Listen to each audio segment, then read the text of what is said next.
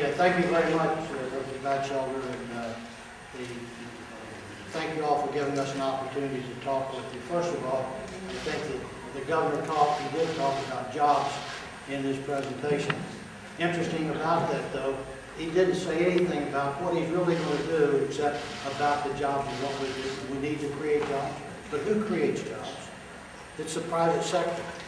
The issue that we've got is trying to eliminate the word government continues to impede the ability of the private sector.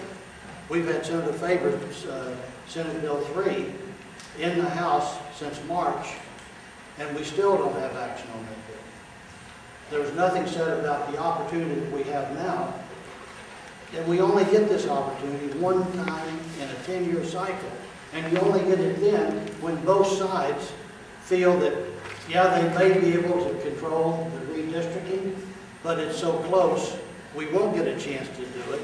So now we can come together, and Senator Husted has a bill, we passed that. He did all kinds of compromises with all the different groups from League of Women Voters and so forth, and now we're still, and we've got to have that. If we don't get that on the ballot by the 3rd of this month, we're going to end up, it'll be 10 years. Politics shouldn't keep us from getting involved. Do I think that the Republicans are going to be able to control the enforcement board? Yes, I do. But I don't want to gamble with that. I want to step forward. I want to do redistricting, and we've got a plan to do it. Another thing that, we want to work with the government. We try to all the time. But the problem is, when I go to meet with the governor, in most cases, he's already made a decision of what he's going to do, and he doesn't ask for input. He tells me, this is what we're going to do on the VLT issue. You know this. I did my best to get him, if you're going to do VLTs, let's put it on the ballot. Let people vote for it, and then you don't have to worry about the lawsuits and so forth. No, we're going to do it with an executive order. You know what happened.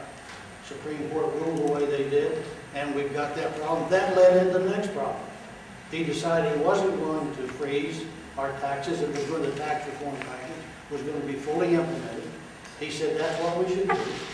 And then all of a sudden, he decides, well, we've got a hole in primary and secondary education of $851 million, so we've got to freeze, no input, and then it's our problem to resolve it if it can be resolved other than what he's decided to do.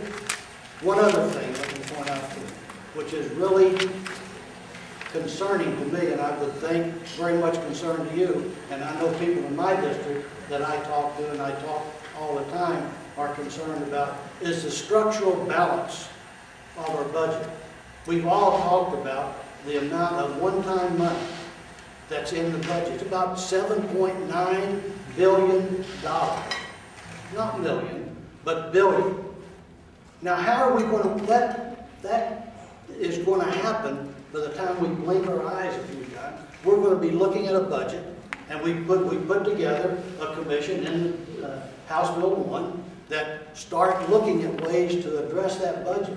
What do we do in relationship to reorganizing government and saving money to put some structure in it, as opposed to saying, well, we're going to go to the municipalities and we're going to help them grow, and therefore that creates jobs.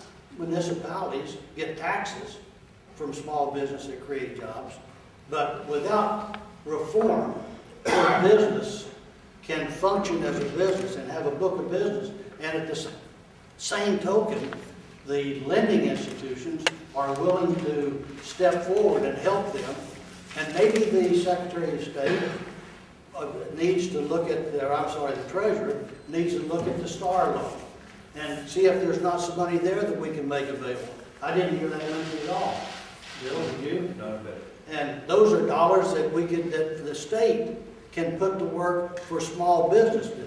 We're very supportive of the third frontier, but we're also very knowledgeable that the unemployment level in Ohio has gone in the last very short period of time from 5.5% to now 10.9%.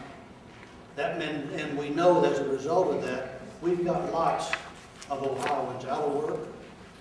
And so we're saying, let's be fiscally responsible.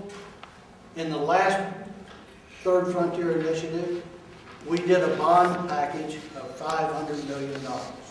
We had other revenue streams that enabled us to grow that to, as mentioned in the speech, $1.6 billion. We don't have those revenue streams now. So we don't have those dollars. So why are we trying then to get the amount for the Third Frontier up to the same amount per year that we did when we had those revenue streams? In my humble opinion, that takes the structure out of that budget, and it says that that's that much more money that the legislature is going to have to try to find, and I don't know how that's done.